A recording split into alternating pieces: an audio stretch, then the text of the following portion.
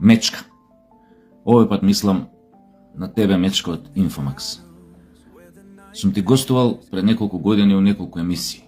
Си ми направил чест, сум ти укажал чест, си ме повикал, сум дошол кај тебе емисија, сме правиле емисија.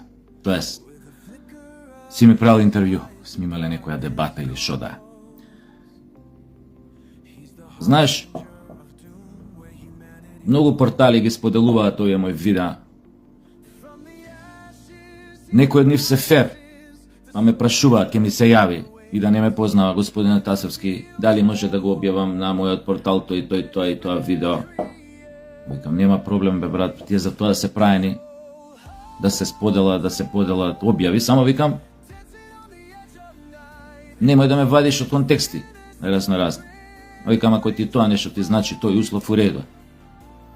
И не се замарам со тоа. Имало некои ситуации кај што малце тоа било злоупотреба, но не сум реагирал, а требало да реагирам. Па исто сега и со тебе, ја немам појма ни кога е тоа објавено кај тебе. Кај што ме вадиш од контекст, значи постираш делот ова едно од овие обраќања и ме вадиш од контекст, така што не ја пушташ во целост контекстот или целата изјава на она што го кажам.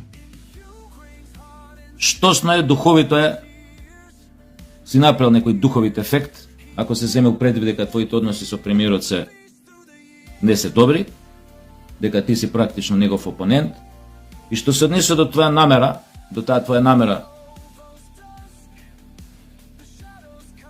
да го направиш, тоа е уред. Работава е што ме вадиш од контекст. Во конкретниот случај, не дека му е штета некој да ми направиш, но морам да реагирам. Затоа што, ете така, ај прво не си ме ни прашал, не мора ни да ме прашуваш, како да ти кажам.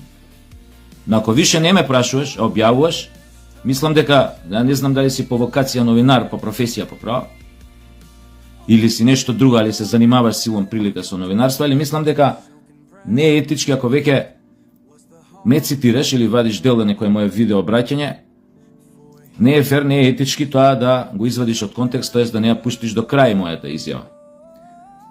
Се однесуваше на она кога кажав дека овие од СДС, ова, како се вика, портпаролкава Богданка, кога ностоп го прашуваше Мицковски, премиерот, од што се плаши Мицковски, алудирајќи на ова што беше скандалов со прислушкувањето, што прислушкувале членови минатата власт или некои од разузнавањето таму прислушкувале членови на ВМРО и новинари и така натаму, па демек од што се плаши, нека излезе, нека декласифицира документи, од што се плаши, од кого се плаши, да го направи тоа. Ја тогаш реков, викам Мицко, викам Богданке не се плаши од ништо, само од една работа се плаши од Мечка. И одма веднаш после тоа кажувам, ама не Мечка од Инфомакс, мислам на вистинска Мечка, нели, со мечињата која ги брани или која е гладна, не дај Боже да налета на тебе, тоа е вистина, е страв голем од Мечка. Не се, мојата изјава е прекината кај вас, знаеш каде, дека се плаши од Мечка и тука е прекинато. Штосно е духовито, супер е све тоа, како да ти кажам. Али се вади од контекст, зошто? Нема потреба такви работи. Ако више постои целосна ваква изјава, ти можеш тоа да го направиш, знаеш се, да не ви објаснувам на друг техничко решение друго, да излезе духовитоста што сакаш да ја постигнеш на своја смет, тоест на моја сметка, во твоја корист, и сепак да ја пуштиш целата изјава.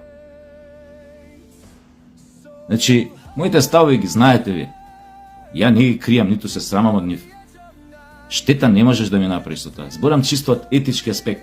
Од утре може да се случи некој друг, трет, да земе исто таква некој мој видео обраќање, па дури намерно да ти направи некаква штета. Така што, оставам на тебе. Сакаш, тргни го тоа што си го направил, тоа моје видео обраќање извадено од контекст, сакаш осте го, одма ти кажувам, немам намера ни да реагирам било како другачие, нормално глупости тоа на тушма не ни помислам, а мислам дека ради некои обноски меѓусебни, што порано сме ги имале, така си ме викнал гостин, сум ти укажал чест, сум дошол пред многу години, кога беше тоа 2016-18, појма немам нија. дека е уреду така да се направи. А јас сум бил секогаш транспарентен. И јас никогаш не сум криел дека ги поддржувам ВМРО ДПМН. И сум го кажал тоа. И кога беа во опозиција,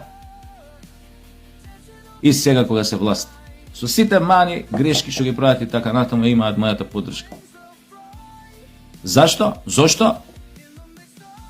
И го поставам пак ова прашање на сите.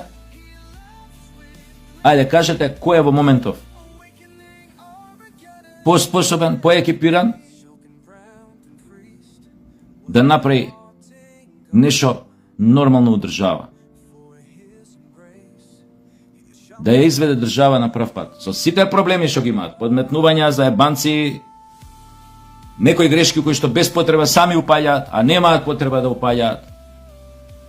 Ајде, кажете ми ја втората опција која е и да видим. Кој? СДС, Левица, кој?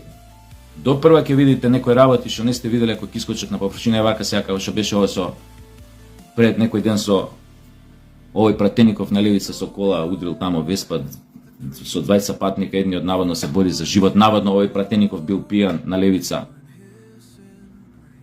Сув джип, што е тоа нова кола, кога стигнаа нови коли да изнакупат. Да беше исто тоа, да го направеше пратеник на ВМРО, или не де Боже министар или ова, истите ти од Левица знаете како ќе реагира на таа. Тоа ќе беше дрвје и камења. А сега имате ситуација си го бранат колегата пратеникот. Не знам колку е тоа точно тие наводи, колку се точни. Јас се оградувам колку бил пијан, како бил пијан, колку возел, како ги удрил, но кажуваат луѓе дека бил алкохолизиран. После сите овие трагедии што се десија со собраќајни несреќи во Македонија, еден таков лик, член на партија, опозицијска, овој во парламентот, се однесува бахато, безпризорно, безобзирно во сообраќај. Само замислете што ќе беше ако ова беше некој од актуелната власт. Тоа ќе беа секојдневни, секојминутни канонади. Па како може, па ете ги по ова.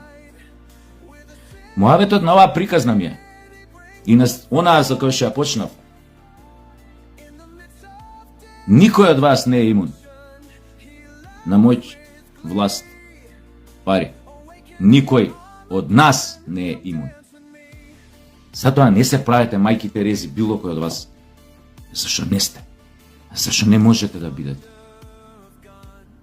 Зашо првиот момент кога ќе дојдете во позиција на моќ и власт, таа нема да ве корумпира, да ве расипе, само ќе го покаже вистинското вие. Ќе ви го извлече вистинското јас. Ќе покаже колку ние луѓето сме во суштина трчаме по најголемо можно задоволство. Тоа е човековата природа, да трага по најголемо можно задоволство. Или у некој по див превод, конформизам. Човекот сака комотни зони. Човекот бара гледа да биде конформист. И најголемите ваши конфликти, кога влагате у клинч со некоја појма неам, една група со друга група, една овој медиум со партија, некоја со, знаете зашо најповеќе ќе влагате у конфликт? Знаете зашо обично им го вртите грбот? Затоа што претходно ве направиле милионери. Па малце се подсмениле некои работи у таа екипа, што ве направила милионер, па веќе ете така од икс причини не играат толку со вас и одеднаш станувате крвни непријатели. Тоа се случува у многу овакви ситуации у Македонија, има многу такви. Па овој му извадил на овој, видете го овој каков саат има. И гледаш поминуваат неколку дена, па овој другиот му извадил на овој, ама и овој има скап саат. Не е многу скап. Поклон е Викторинокс, швајцарац, ама овој не кошта поише од 300 евра. И тоа ми е 6 години стар, да мислам. Не верувам дека и 300 евра. Anyway, ако има некој точна овака колку кошта, нека ми каже. Ова, значи не е од 6.000 евра, не е од 20.000 евра. Јеви. Неам сувој, не возам сув, не возам мотори, не возам ова, не возам ова, немам фирми, Неам ова, неам она. Го имам ова срање зад мене што го гледате, што никому не користи. И кој ќе се разбуди пироманот у мене еден ден, а ќе се разбуди, рековме вчера на едно моје обраќање, ние сме пироманска нација со шталски менталитет. Им сакаме да запалиме нешто, им тоа што кога го запалиме брзо да гори. Уживањето е поголемо. Пали чкорче и свршваш. Чкорче, кој ќе видиш запалено ова стрниште, ова депонија, фабрика, шума. Тоа е сериско свршување. Со прскање на сквиртинг. Додуша некои што палат за пари после од тоа палење и сквиртинг, после одат на шопинг. Или нарачуваат кетеринг. Него не ми беше тоа зборот. Значи, ако некад почнам да палам, ќе почнам од книги, ако се разбуди пироманот у мене. Тоа е, дечки. Затоа, јас знам многу од вас такви кои што од клошари станаа милионери благодарение на партија. Милионери. Клошари беа. Купуваа пиво, бивши министри у разни влади, кои што сега градат по Скопјева, или што да е друго. Ке купи на 30 метри од кафичот Ин кафич, шминкерски, ке купи на небе 30 метра, на 10 метра беше тоа, ке купи 2 пива, ке ги стави у дубоките джебови на таква јакна намерна и ке влезе ова фенси место, исто пиво ке купи на внуче мало такво, и ке влезе ова фенси местова и ке го отвори пивото со упалјач и тука пие пиво. 2 пива. Тие после, денеска се озрачени од милиони. Па некој од нив исто така. Сега партијава што ги избогатила се не им одговара.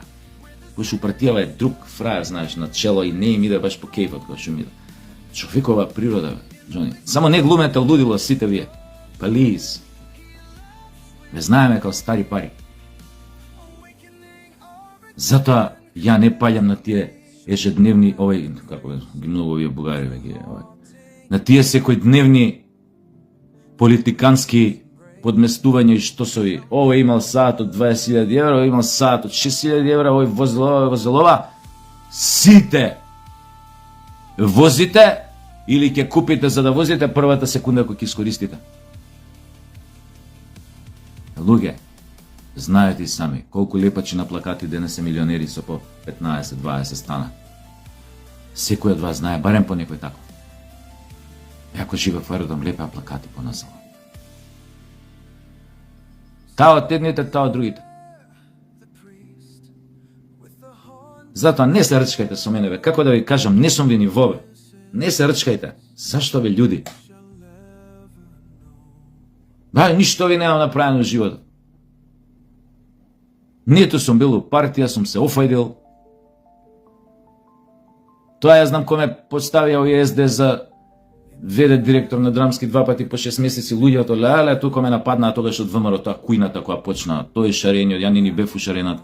Тој шарениот, тој ова, тој вака, па тој онака, тој вака, тој. Мисля дека тоа време зборам, не денес. Директор на драмски, мисля, ја не знам колкава плата имам. Знаете колкава ми беше платата? У тоа време како директор на драмски со сите одговорности плафон до плафон. Со работи од типот представа за овој сала закупена за некој меѓунареден семинар, за 2 дена закупена салата, пари кои што му треба на драмски, почиња да врне, почиња да тече кровот од сите страни, овие местат нивни видео бимови, нивни миксети компјутери што да е курсе тресе уладна вода. Трчај, пуна сала. Пола сат пред представа, пуна сала странци, исклучува струја, голем дефект. Некаде не знам кај беше тука. Пуна сала, ја под туш, ми звони телефон, директоре, доаѓај. Пуна сала, 350 карти, нема струја. Трча ја прво, гол тргнав по скали, па ми текна дека од туш искочи, па се облеков така на... Па одам па прво на публиката и се обратив предамски. Остајте ме, викам 10-15 минути, остајте ме да се јавам на две. Па јавувај се таму у ЕВН, кај некој блиски. Па прашувај што е работа ова, дефект е дружабе, публика пуна, викам сала, ова, она. Требаат пари на театар, тоа што имавме многу луѓе на договори, на дело, на такви работи. Абе, немојте људи, дајте. друже, штом пуштиме струја, прво ќе биде тој ревон нешто драмски театар, не знам како ја пуштаа тамо, повакво, онако. Вистина, публиката, фала Богу, тогаш беше стрплива, чекаше 45 минути, почна представата заврши. Да не зборам за милион други работи. Значи, одговорности до кров.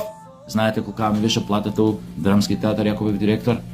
46.000 денари. Од мојата глумачка плата во тоа време беше повисока само за 10.000 денари. Со се стаж зборам. Тоа, Саша, тоа. Сашо Тасевски, директор драмски театар. У тоа време зборам. Сега не е баш така. Го сега што, например, овие му викавте на Стојанче, платата колка ти плата? И вчера го кажавте. Која црна плата на низнос му излезе таа плата, овие изминати од Кочани до сега, колку месеци се. Низнос му излезе. Тој дома се нема прибрано. Шета по овие опожарениве места низ Македонија, по оваква. Не е баш така како си на одговорна функција платата. Затоа и треба да се однесуваат политичарите, министрите одговорно. Затоа што тоа е одговорна работа. И затоа користат и бенефиции, затоа што реков човекот трча по најголеми можни задоволства. И вие, како беше она на Христос? Не ја гледате у своето око, ја гледате раската у тој. А сите истите работи ги правите кој ќе ви се може. И саати од 10.000 евра, и суфат не знам колку илјади евра, и Харли Девисон од 35.000 евра, сите си ги правите. Ке фоите, така? Али, пошто се сел вие на власт, тај по нив ке викаме. Не сваѓате зашо престанав да паѓам на тие штосови. Преку курми дојде, искрено сега да правиме муабет. И сите вие да знаете.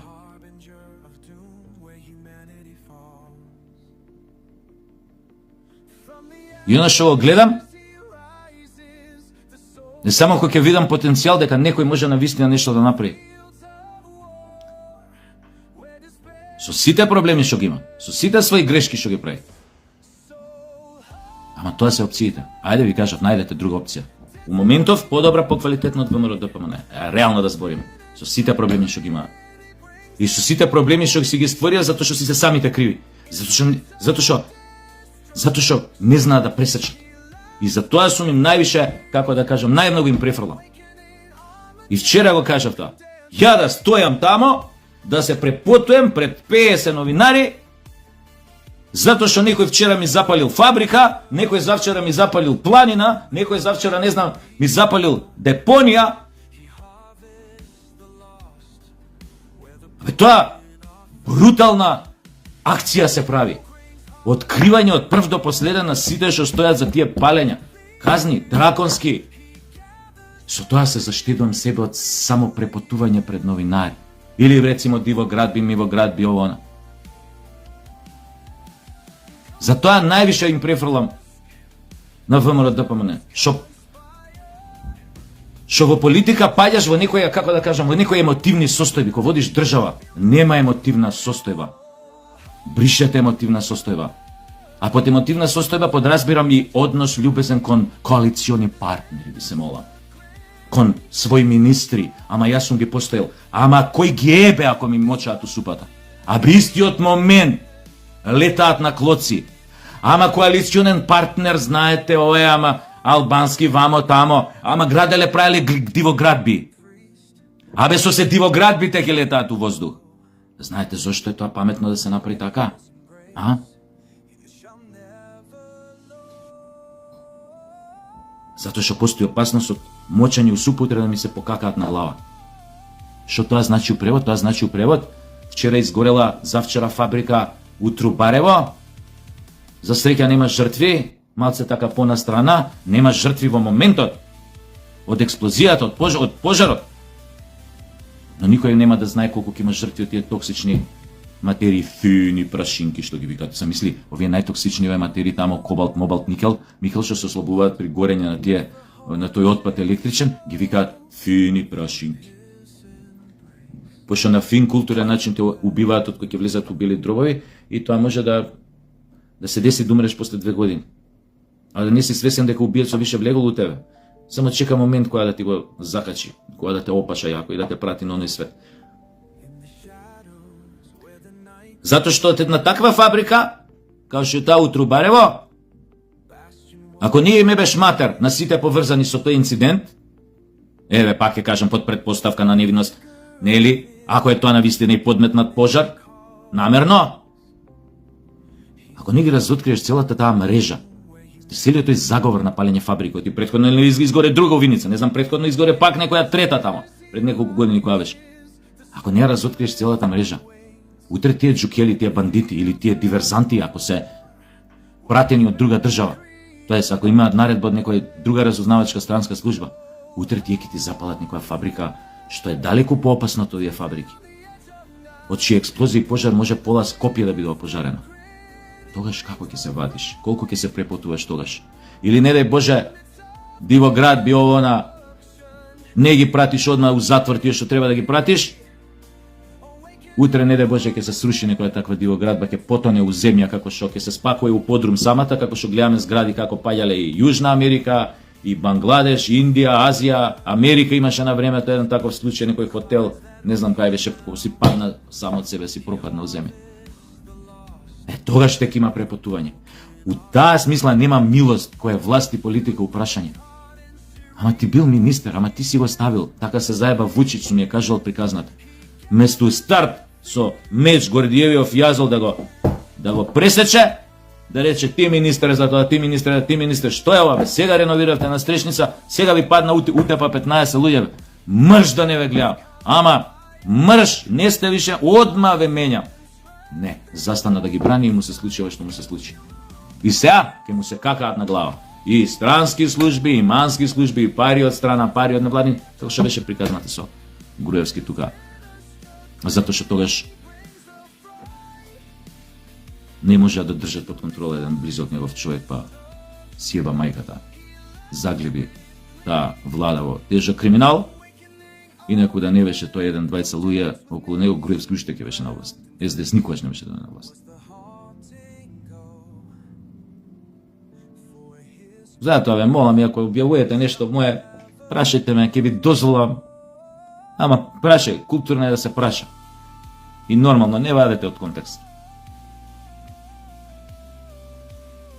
А за се останато ќе се договориме. Швајцарска банка, како се вика тие нерезидентни сметки, она офшор компании.